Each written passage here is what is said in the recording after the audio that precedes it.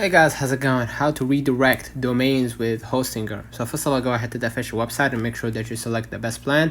And if you want the best plan, please visit the link in the description below. Now what we're going to do, we're going to go ahead to our official website.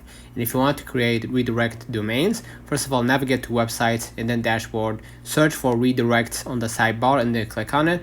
Then fill in the following redirect, meaning you can select domain to redirect from the drop down list, and then path, specify custom path to be redirected if needed, redirect to URL or IP, choose a type of destination, and click basically you have the another one, or the last one, redirect to, enter the destination to where the domain will redirect.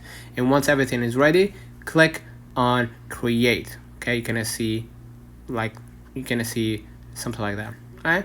And then basically to redirect your domains to HTTPS, ensure that SSL is installed beforehand. Alright, so let's turn on the comments of this video. Hope you don't forget to like and subscribe, and thank you for watching.